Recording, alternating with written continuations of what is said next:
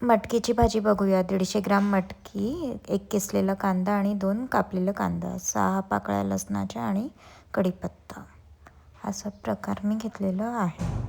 आता मसाला जिरंच लागणार आहे. त्यासाठी मी आता कुकरला गरम करते आणि त्यात टाकते 2 चमचे तेल.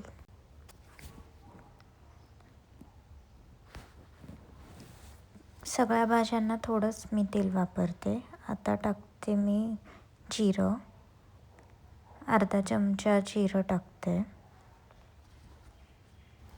त्याचबरोबर आता टाकते हिंग.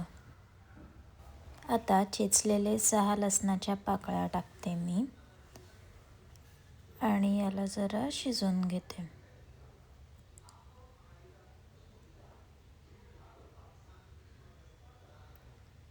आता टाकते कढीपत्ता.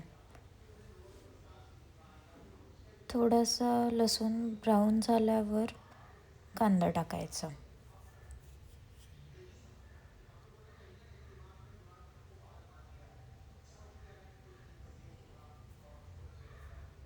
लसूण शिजत आल्यावर असं स्ट्रॉंग फ्लेवर येतो.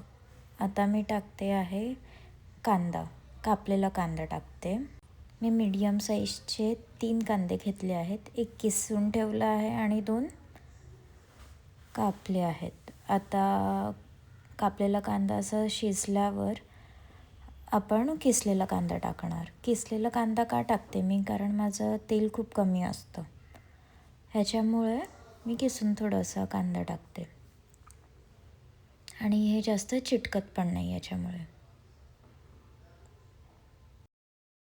चवीनुसार मीठ टाकायचं, त्यांनी कसं कांदा लवकर शिजतं जरा. आता कांदा शिजलेला आहे, तर आता मी टाकणार आहे मसाले. 1 चमचा हळद टाकायची,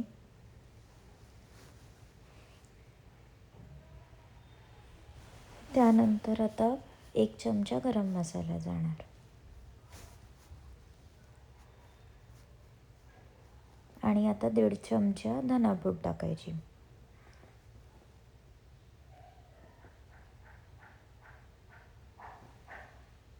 लाल मसाला 1 चमचा, लाल मसाला, हा आगरी लाल मसाला आहे.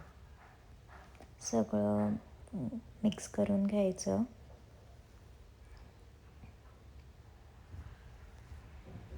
मसाल्याचा वास यायला लागल्यावर आता आपण आपली मटकी टाकत आहोत.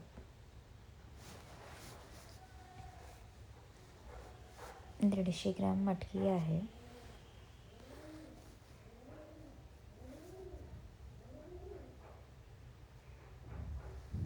आणि आता या मिश्रणला मिक्स करून घ्यायचं.